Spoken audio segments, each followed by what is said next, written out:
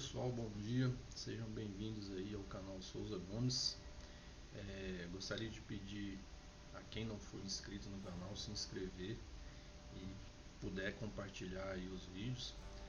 O canal está começando, a gente ainda está com poucos inscritos e se você puder dar essa ajuda para a gente para fortalecer o canal, eu gostaria muito.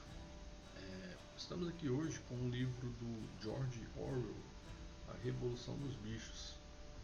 Eu já vi algumas resenhas aí sobre este livro, com vários pensamentos assim, meio diferentes, um pouco até mesmo do que o próprio autor pensava, né, sobre quando ele escreveu esse livro. Esse livro foi rejeitado, inclusive, por vários críticos da época, críticos famosos, né, rejeitaram o livro dele, porque como ele é escrito em fábula, já para aquela época ali, meados de 1940, ele já não estava, a fábula não era tão bem vista, já era como se estivesse meio que ultrapassado. E ele sabiamente colocou ali um assunto que era intrincado para a época em forma de fábula, e talvez por isso ele foi rejeitado várias vezes. Mas que bom que ele insistiu em publicar o livro e conseguiu, e é um livro atemporal. Você pode, se você tivesse lido ele em 1960 e hoje ler ele, você vai ver que ele se aplica em todos os períodos da sociedade. Ele vai se aplicar. A ideia que foi colocada nele dá para ser utilizada. George Orwell, na verdade, é o pseudônimo de Eric Arthur Blair. Ele nasceu na Índia, dominada pela Inglaterra, né? A Índia na época era colônia da Inglaterra, o pai era oficial, a mãe era de Myanmar, e ele se formou ali em uma das universidades prestigiadas lá da Inglaterra, em Winchester, e inclusive se tornou oficial, né? Lutou em alguns conflitos. Era mais voltado para o socialismo, mas a partir do momento que ele passou a ter contato com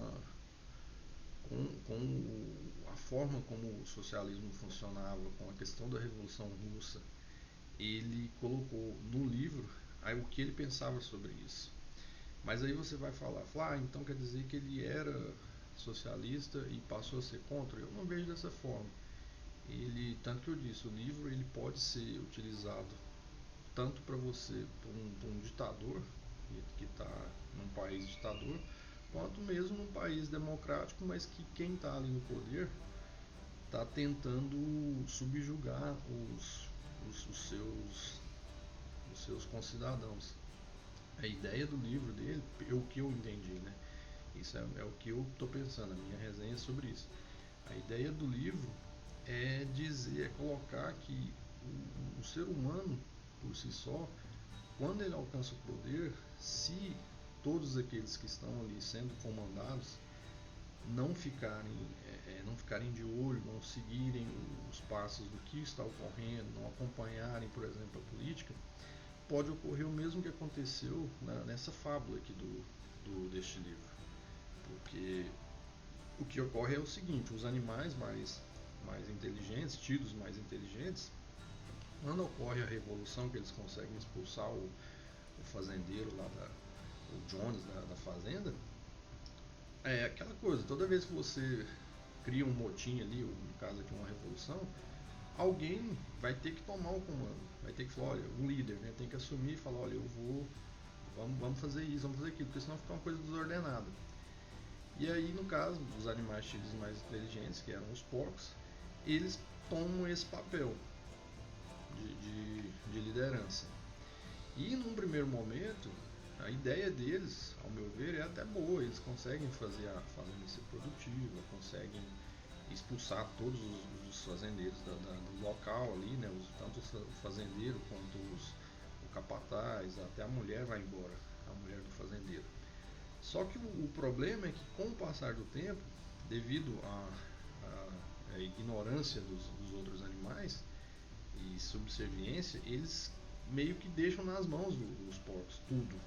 Eles passam a não verificar, eles, eles passam a crer em tudo que é dito pelo líder ali, que é o Napoleão. Tudo que ele fala para eles é tido como verdade. Ele cria ali os princípios do animalismo e os animais, o restante dos animais acreditam piamente nele, não verificam, não investigam se o que ele fala realmente é verdade.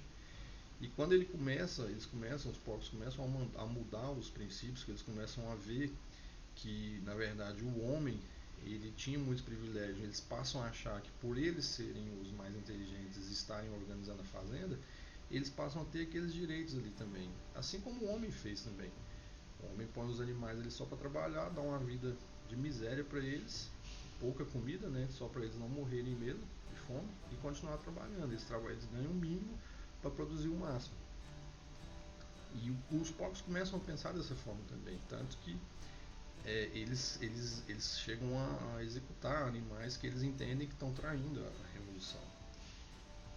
E começam a criar inimigos que não existem, entendeu? E isso daí não é. Se você for pegar a ideia do Orwell, quando ele escreveu, era porque naquele momento esse tipo de situação ocorreu durante a Revolução Russa. Mas nada impede de que, se ele não tivesse escrito esse livro naquela época e em algum momento isso ocorresse e ocorreu no mundo, outra pessoa tivesse tido essa mesma ideia escrita e daria na mesma. Se fosse, por exemplo, na Alemanha nazista, teria a mesma ideia. Na Venezuela, ali, por exemplo, ou mesmo no Brasil durante os governos militares.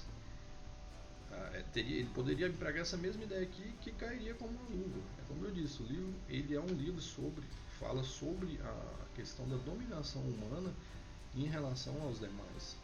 E quando os que se acham mais inteligentes assumem o poder, se os demais não ficarem ali, não acompanharem aquele governo, não verificarem o que está ocorrendo, não fizerem oposição, pode ocorrer o mesmo que ocorre no livro, porque ao final do livro, o que acontece? Os porcos que antes se entendiam como iguais aos outros animais, eles já até mudam ali o princípio.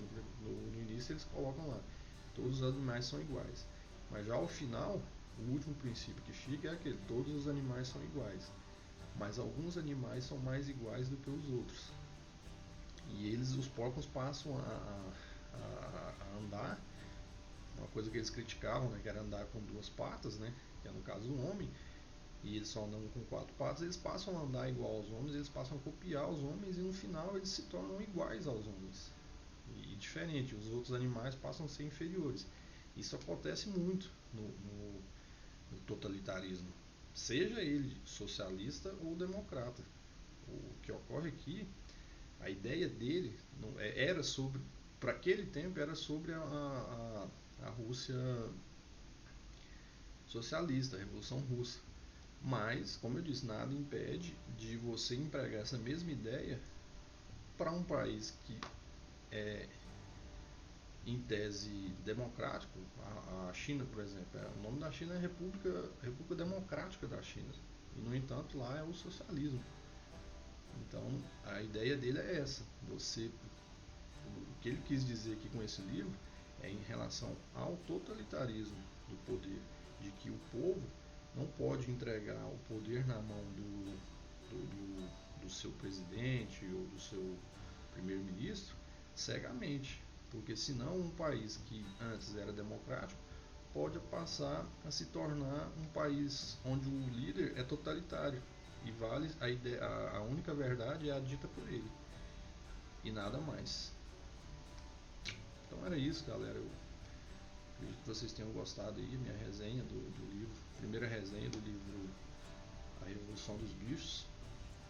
Espero que tenham gostado. Se não gostou, deixe aí os comentários no vídeo, diga por que você não gostou, o que eu posso melhorar. Talvez tenha sido um pouco sucinto na minha resenha, mas como eu disse, essa é a primeira, eu estou aprendendo, eu quero melhorar mais, entendeu? E aí fico aí aguardando as críticas positivas ou negativas em relação à resenha do livro A Revolução dos Bichos, que é um livro que eu gostei muito, já tinha lido ele outras vezes, mas relendo ele agora novamente, eu vi que, tipo assim, cada vez que você lê e você pega aquela situação ali, emprega ela num momento que o país está vivendo, algum outro país está vivendo, você percebe o quanto o livro é atemporal.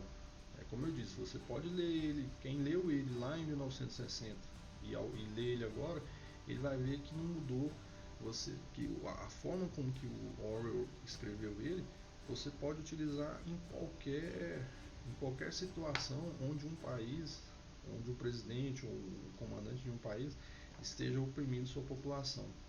Na maioria das vezes ele vai empregar esses mesmos princípios que os porcos utilizaram aqui no livro A Revolução dos Bichos. Ok? Até a próxima então.